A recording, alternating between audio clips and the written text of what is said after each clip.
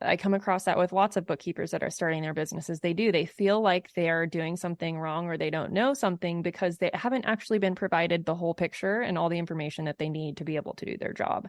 It's kind of like if you took accounting classes, at least I know mine were like this, you'd get these scenarios of like the business was opened with, $50,000 contributed in cash for this much stock, and they have this loan and that, and there was always a missing piece of information.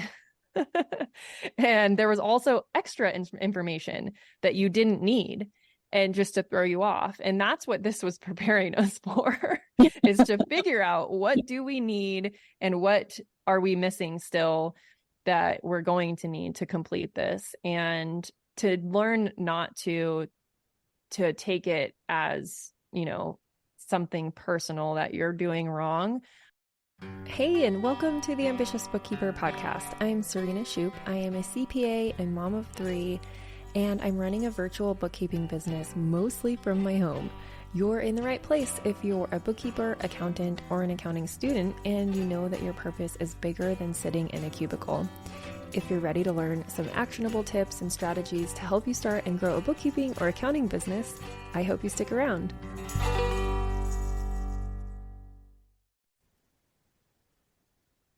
Welcome back to the Ambitious Bookkeeper Podcast. Today, I am doing an on-air strategy session with Becky Hesson.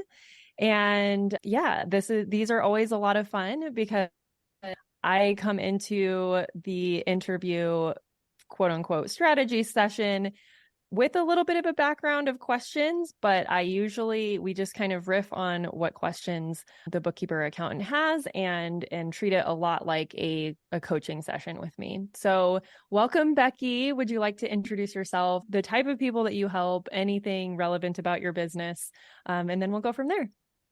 Sure. My business is named Anja 3. I named it after my 3 exchange students who were all here from Germany during their junior year of high school, and it's Julia and Diana. And so that makes me smile every time I say it. And we focus on breweries, wineries, and distilleries primarily, but we also have some other small businesses as well. Awesome. Thank you so much for being willing to have this strategy session on the air. I know a bit vulnerable, but I'm super excited to dive in. So with that, what can I help you with today? So I'm interested to learn how you make it so that the emails are automated for you. And so I'm assuming they're automated for you. And so that you can keep the balance in your life and not have to be involved so much, but make it look like you're involved.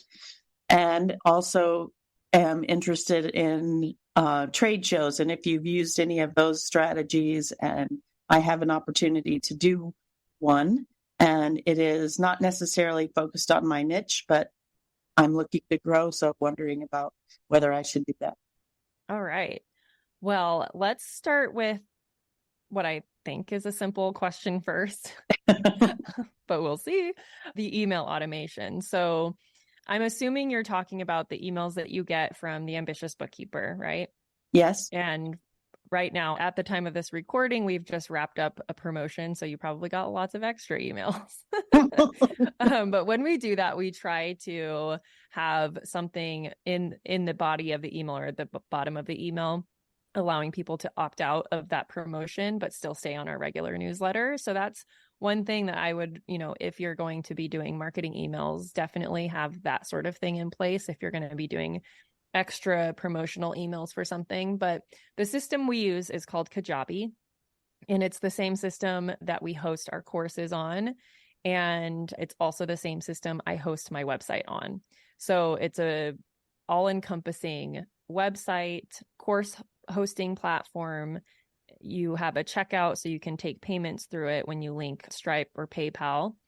And it also has the email marketing component. So we also use the same system on our bookkeeping company side.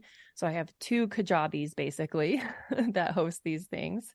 And we do use this to send out marketing type emails to our clients and to potential clients. So email marketing is something we've definitely done some podcast episodes on. I will try to link those in the show notes. But one for sure I did with Liz Wilcox. I may have done more than one episode with her. So if you search her in the podcast player, you'll find those. And she talks more about email marketing strategy and how to get started with that. So if this is a brand new topic to you, definitely go have a peek. I also cover it inside of the Bookkeeping Business Accelerator. And basically, the way that we handle the Ambitious Bookkeeper email marketing is the same, but more frequent than what we do with our bookkeeping firm. So we send a monthly email to our clients and to our prospects. They're very similar emails, but they're a little bit different. The messaging is a little different. Obviously, when we email to our client base, we're not asking them to become a client because they already are. It's more about like reminding them of, we give them the same basic newsletter with deadlines and reminders and other tips on running your business. But in their email, it's more of a reminder at the end. Their call to action is to book their monthly call if they are part of our monthly services where they receive a call. And also sometimes we do like a little upsell in there. Like right now is a great time of year to be pushing your clients to meet with you to do an upsell basically for a budget or forecast for the upcoming year. That's what we do for our clients. And then a similar newsletter goes out to anyone who has filled out an interest form to work with us or downloaded any of our freebies like our KPI guide or our DIY guide. And those people get similar email with tips and reminders and things like that. And their call to action is to work with us in some capacity. So we give them options to either book a call or participate in a CFO day or to engage us for monthly services, that kind of thing. So those are automated in that I obviously still have to write them at some point. I have to sit down and write these emails. But you're able to schedule them out. It's kind of like social media. You block off some time to create a bunch of posts, and then you use a scheduling system to schedule them out. So you're not constantly having to log in and post. And then all you have to do is log in to engage with people or to share stuff that you want to share. So that's kind of how we handle the email marketing. Once a month, I sit down and write a blog for my firm and the email that will go along with it to kind of promote it, and the monthly newsletter. It's all kind of a one sit down thing. If I'm feeling very ambitious and I have lots of ideas, I might do one or more months at a time. And so then I have like a couple months scheduled out. For the Ambitious Bookkeeper, we do a weekly email promoting our podcast and usually some other type of tip, right? And that one, I do use Liz Wilcox's email marketing membership for inspiration. She sends a template every week, I believe, on things that you can include in your monthly newsletter. And her membership is only $9 a month, and it's very well worth it. So we will link that also in the show notes. But that has been really helpful in prompting you on what to talk about, so it doesn't take you a ton of time to do. And nowadays, I actually have someone on my team writing that email, but we kind of collaborate on it. She'll say, this is the topic that's in membership this week. Can you provide me with like something, for instance, the one that drops this week is offering 3 tips around getting something done that you don't want to really focus on. And so on our weekly team meeting, we usually talk about that. And the whole team gives input, in fact, of like, what are the 3 things that we should talk about? Or like, what is, depending on the topic, we all kind of brainstorm together and co-write it. But I used to do all of these on my own. So it's taken me some time to get to this point to have someone else on the team write in my voice and all that kind of stuff. But even if you are doing it yourself, you can definitely set a process and procedures to have someone take it over at some point as well. And it's something that you could also outsource if you wanted. But the email marketing membership is a really great place to start. I think for a bookkeeping firm, I don't know that a weekly email is completely necessary unless you really do have a lot of value that you want to give every week. I personally just don't have the bandwidth to create that much content because I'm already creating a lot of content for Ambitious Bookkeeper. If I was only focusing on my firm, I probably would be able to create weekly content in that capacity. But I'm also all about repurposing stuff. So the reason I write the blog is to have somewhere to refer clients or potential clients to receive information on a topic. But also we repurpose the information in there into multiple social posts and into an email and all sorts of stuff. So try to make it easier on yourself. I kind of went off on a tangent on creating content. Do you use Kajabi as a CRM? No, I use Dubsado as the CRM that we track our leads and everything for the firm. I guess you could use it as a CRM. So the way that we have it handled is if someone opts in to one of our freebies, we have that in Kajabi, and what we're doing there is nurturing them with our monthly newsletters. Occasionally I'll send more frequent, but monthly for sure always happens. We're nurturing them there and asking them to follow us on social and, reply to the emails and stuff like that. And then once they book a call, like once they finally say like, yes, they're qualifying themselves as a lead in essence, because they're not quite a qualified lead until they are ready to like have a conversation, because we have like our filtering process, right? We have a minimum fee. We're only on 0. And so people need to understand all of that before they even really reach out to us to book a call. So once they click a link in one of those emails that says, yes, book a call, that'll take them to the page where they can book a call or fill out the interest form. And it also, we tell them there, like, this is our minimum fee. We're only on 0. So I'm sure there's a lot of people that actually click those links and don't follow through with it, because then they realize they're not qualified really for what we're doing here. But at that moment in time, once they actually book that call, their information gets automatically popped into Dubsado, which is our CRM. And that's where we track interested leads and our proposals, engagement letter process, all of that onboarding piece is in Dubsado. So once someone raises their hand and self-qualifies as a potential client, like a real potential client, then they get into that CRM. So being a quote unquote influencer in the bookkeeping space, I also get a lot of people joining my email list that are bookkeepers for market research. Valid. I don't mind it at all, but I don't want all of those contacts in my CRM, if that makes sense. And so it's automatically happening from Kajabi to Dubsado? Yeah. So what happens is in the email, there's a link that directs them to an interest form or booking a call. So the interest form is a Dubsado form. So once they fill out their information in that interest form, Dubsado has it. Now we have their contact information and information about their business. And so Dubsado automatically saves that, because that's a built-in Dubsado form that you can embed on your website. It's also the same thing that's on our contact page on our website. Mm-hmm. If they click the link to book a call, that directs them to our scheduler, which is Acuity. And I'll just make a little side note here. Dubsado has its own scheduler. So if you don't have a scheduler yet and you're interested in Dubsado, I'm going to do a plug here for that. You can accomplish all of this within Dubsado. I just prefer Acuity for my scheduling. So I have a zap going from, if someone books a discovery call, it automatically zaps their information into Dubsado as a lead. So that's how that happens automatically. Obviously, that had to get set up. So right. You have to think about the different systems you're using and how you can feed information automatically. But yeah. Right. And so you're using Dubsado instead of like the sales funnel in Asana. Correct. Yeah. So just a little background. You must have Kickoff with Asana. I do. I'm going to link all these in the show notes. So in Kickoff with Asana, Alyssa gives you a template for a project that tracks your leads. So you can probably have a way to zap information in there too. If you're using Acuity, what are you using for your scheduler? I have Acuity, but okay. I'm looking at Booking from Microsoft. Okay. So that's something, as you're looking into something like that, I would look to see if it integrates with Zapier. I know Asana does, and I know Dubsado does. So, and I know Acuity does. So you could create a zap. If someone books a call with you in Acuity, you could zap their information into that Asana project as a task.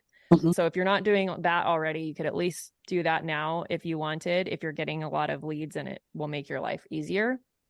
And I would, as you're looking into another program, look to make sure that that can have the same capability. Right. Good. Thank you. Yeah. What was the program that you're thinking of using for your CRM? Booking, which is Booking? a Microsoft product that comes with the Office. Okay. That's the reason, just to try to look at if there's already something I own, then using it or not. Yeah, absolutely. So that would eliminate Acuity? Yes. And eliminate having that Asana project, or would you keep that Asana project? I think I would keep the Asana project. There's no reason to break that down. So then in your case, looking at, does Booking have a Zapier integration that you can pop that information into your Asana project? Yeah, I don't know the answer to that off the top of my head, but yeah, you can figure that out. Yeah. Otherwise, it could just be a manual process. If you're not getting tons of leads, it's something that's doable. Like I still kind of duplicate some of the information into Notion, where I have like a database in Notion where I am tracking some more detailed information about my leads. So you can track this in Dubsado too, but making sure you're having a way to capture where the source of that lead is coming from. And then what I also like to track is, when did they first contact us to start a conversation? And then when did they finally sign their engagement letter? So I can track like what's the time frame that it takes to convert a lead to an actual customer. Right. And then you start to have data to work with of like, how do we shorten that time frame? Well, I know for me, my time frame is a couple weeks because I don't have a lot of calendar availability for people to book calls. So Right. That's my fault, right? Right. We could make that time frame a lot shorter if I collected payment on the phone call or had a larger, more widely available calendar, I guess, where things aren't as blocked off so people could book almost immediately. But everyone has their own situation. So right now I'm just kind of in gathering data stage of like, let's track a few leads throughout the next couple months of how long it takes to get them from point A to point B or point C or D or whatever, right? So those are some of the more manual things that I'm tracking in Notion, but all their data is getting captured automatically. And then I go back later and kind of fill that stuff in when I'm doing my little metrics research. Are you the only one doing the selling? Currently, yes. And that's part of why I'm doing this legwork as I'm doing the selling, so that I can have a baseline of what I would expect out of someone when I offload it. And I would expect them to do better than me because they would be hired to be doing sales. They should have an open calendar. Yeah. Right. Lead generation via events. Okay. So one of the key pieces of information you mentioned is that these events are not actually for your niche. So my question to you would be, are you thinking of expanding your client base outside of the niche that you're in? If so, then it might be worth it. But if you think you're going to get a bunch of leads that aren't good fits for you because they're in a completely different business, or maybe it's too broad, I'm not sure, then you have to figure out, like, is that time, effort, expense going to be worth it if I'm going to turn all these people away anyway? We'll be back after a quick break. This episode of the Ambitious Bookkeeper Podcast is sponsored by my brand new free training, The Ultimate Guide to Creating a Profitable Bookkeeping Business. In just 1 hour, you will learn 3 keys to creating and launching a profitable bookkeeping business. We will map out your path to creating a bookkeeping or accounting business that keeps you in control of your time, priorities, and expertise. From someone who built a 6-figure firm on part-time hours. That's right. You can stay in control of your time, keep family as your priority, and serve your clients well. It just takes a little strategy up front, and I'm going to help you with that during this free training. So head over to the show notes to sign up now for the next training and find out how you can choose the work you do, kick imposter syndrome to the curb, use tech to be super efficient, which all leads to a profitable business. Just head on over to ambitiousbookkeeper.com/training, and I will see you there.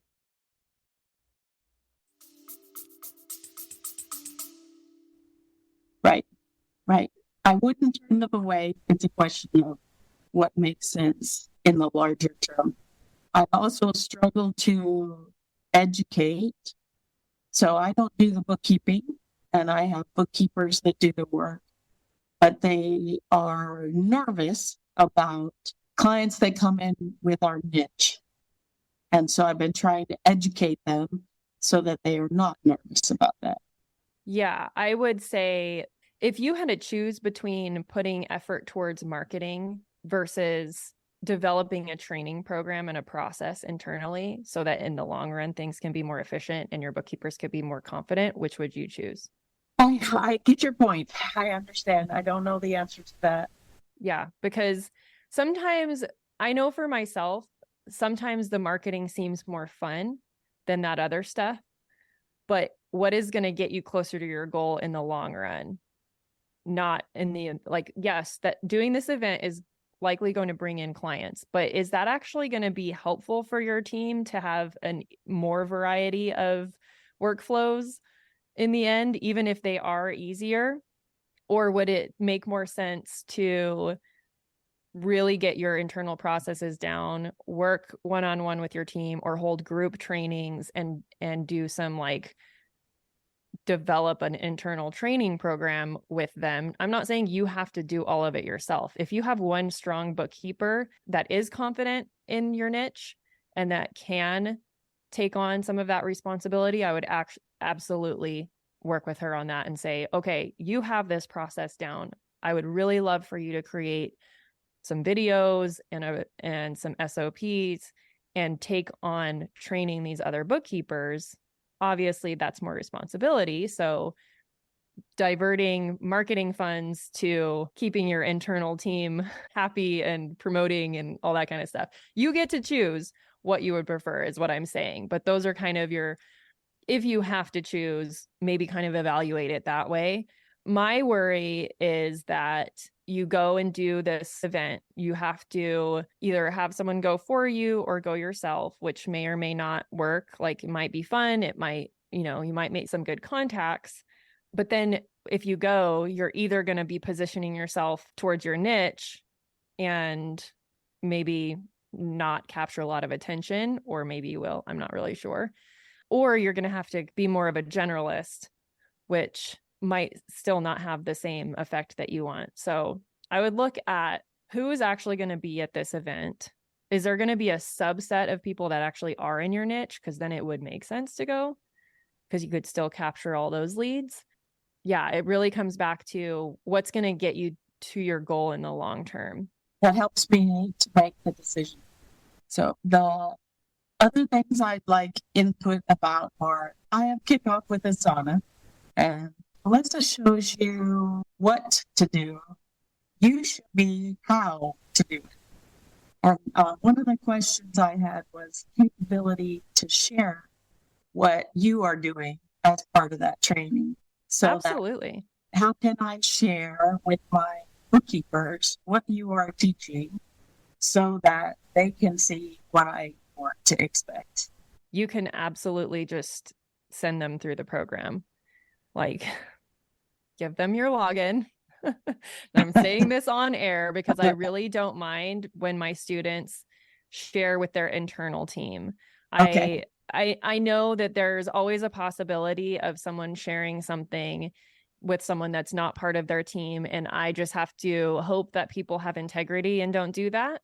Also, to incentivize you not to do that, if you're listening, is if you really want to share the program with someone else that has their own business that you think would benefit from it, give them an affiliate link and you'll get commission from it. So if you can always become an affiliate and get a cut of that if you share my links and someone joins, that would be my preference. And I just hope that everyone has integrity. But if it's part of your team and you are trying to develop your team of bookkeepers, absolutely put them through the programs that you've already purchased. Wonderful. Yeah. As long as it doesn't violate terms with the other programs like mine, yeah, you're good to go. I can't speak for all the other programs. Look at your terms and conditions, but glad I asked, because I want to have people, what you're doing is what I would like the bookkeepers to feel comfortable. Yeah, it's important for your team to understand your vision and your goals for your business and to kind of understand your thought process on how you're trying to run your business, because that's only going to help them help you reach Right. those goals, right? If they don't really understand the way you've developed your mindset and things around how you run your business, it's going to be harder to get them to buy in. How do you deal with clients who don't get the information necessary to you? Well, I do a few follow-ups, and then at some point, it will either get to the point where we can't wrap up the year end for them to file taxes and they'll finally do it, or they will decide that they don't want to work with us because that's the decision that you're making, like, or they're not going to have the accurate information to file their taxes. And if it goes on long enough like that, we do end up just disengaging with clients because they're not the right fit. We give grace for things come up in their personal life, they're behind on whatnot. But if it's a pattern and it's consistent and it's actually costing us more to continue to follow up with them and we're still not able to do the work, then it's a conversation with them. After my team has followed up with them, I will jump in and say, hey, like, my team has reached out multiple times to get this information from you. We can let it keep piling up until year end, but then it's going to be even harder for you to answer these questions. And then it's going to prolong you being able to actually file your taxes. And the ripple effect is just not fun for any of us, because then you might end up on April 14th, finally getting us everything we need, but it's not a priority for us anymore. We did what we were supposed to be doing throughout the year.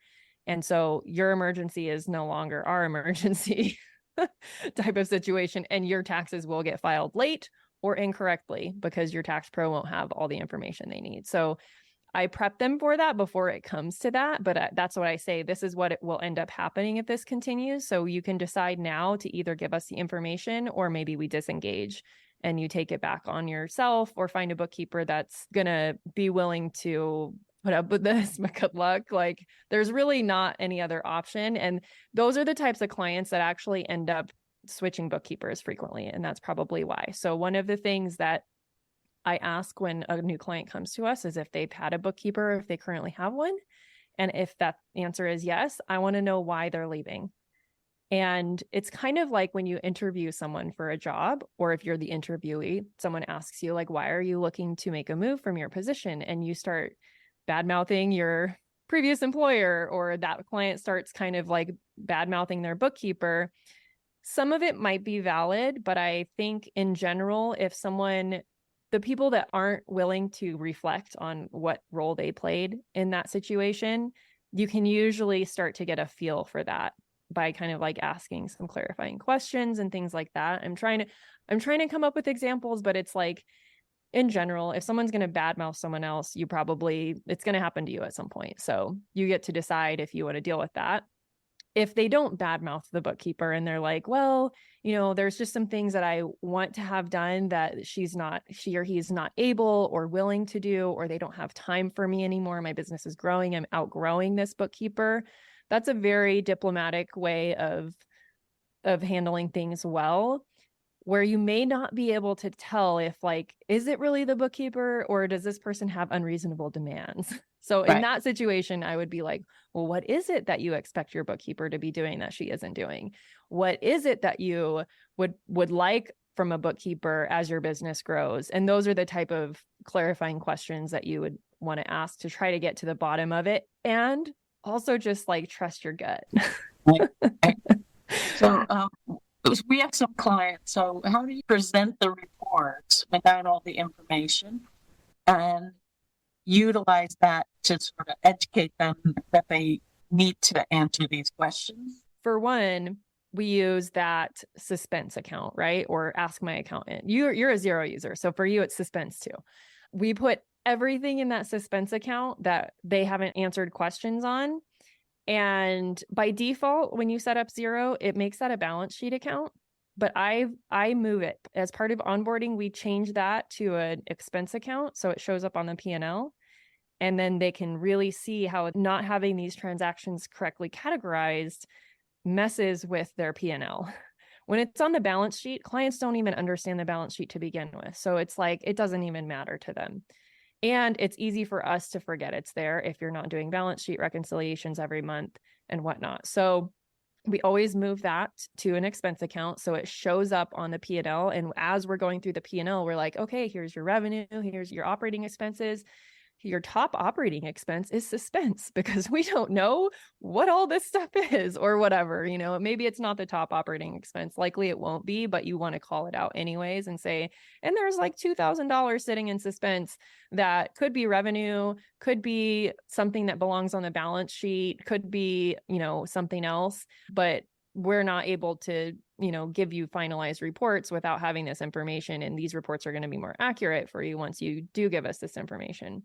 Then there's things that are balance sheet items that clients often don't give, right? Where like loan statements or things like that. So you can't break out the loan payment versus the interest on those payments without having at least the initial loan contract. So you can create your own amortization schedule, which is my preference. I don't expect my clients to send me their SBA loan statement every month.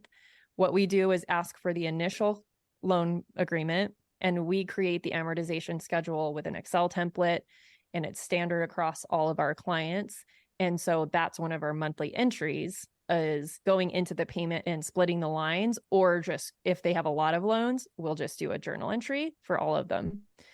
And that way that is there. But if you don't have that information, that's something I would add to my meeting notes every single month and say, this is your profit and loss. However, there should be a bunch here, right, in interest because you've been paying on a loan, but it's not. It's reducing your loan balance and it's inaccurate. So we can adjust it at year end when you get your interest 1099, but just know it's going to be a big hit. That kind of stuff. Yeah. Okay. One of these clients who is really slow about answering questions also makes awesome referrals. Yeah. So that's I'm glad you bring this up because they're loving us, but it's like, and they ask specifically for the bookkeeper that they have. Yeah, it's kind of the same thing with like a really low paying client that you may technically be losing money on or breaking even on the time you spend on them, but they are your biggest cheerleader and they send you clients. I would look at it as kind of like a marketing expense. You know what I mean? Where it's like, I would either be spending, but you get to decide energetically, which is more important. Like, Is it more important for us to like love every single client we work with, or are we willing to make concessions and have this one bad-ish client and get lots of these other clients that are good? Now, I will say, be careful that the clients that they're referring you don't have the same personality. And I'm not saying they will, but sometimes that happens. Sometimes they do. Yeah. Yeah. So maybe it would be a good thing to not have them send referrals. All those are good things to think about. Every time I get ready to tell, because I want to support the bookkeeper that has to do it. And she feels, it makes her feel less confident and competent. Yeah. Even though it's nothing to do with her. And that's a real thing because I come across that with lots of bookkeepers that are starting their businesses. They feel like they are doing something wrong or they don't know something because they haven't actually been provided the whole picture and all the information that they need to be able to do their job. It's kind of like if you took accounting classes, at least I know mine were like this, you'd get these scenarios of like, the business was opened with, $50,000 contributed in cash for this much stock, and they have this loan and that, and there was always a missing piece of information. And there was also extra information that you didn't need, and just to throw you off. And that's what this was preparing us for, is to figure out what do we need and what are we missing still that we're going to need to complete this, and to learn not to take it as, something personal that you're doing wrong. But that is a big thing of like, do I actually not know this, or am I missing information? And the work is only going to be so as complete as the information that they give us. And we can only do as best we can about asking for the right information. So that's one of the things that I do teach in my program, is what information are you going to need and should you be asking for, so that you are armed with this and can build your confidence. So I think it would be very good for you to have your team at least go through like the diagnostic review lessons, because that's going to help them really understand the balance sheet. And then when something does show up on the balance sheet, they know I need information for this. And then they can refer to the cheat sheet of like, what type of information do I need from this account? Right. So yeah, that would be one of the great lessons to put them through. Yeah. So, well, did I answer all of your questions? Do you have anything left? Do we have a few more minutes if you have any other topics? So I think that having the information about being able to share with my bookkeepers is valuable. I have had a CPA as a member of my team, but was difficult to get time with her because she had a full-time job. Do you have any advice on how I find someone that knows zero that is a CPA?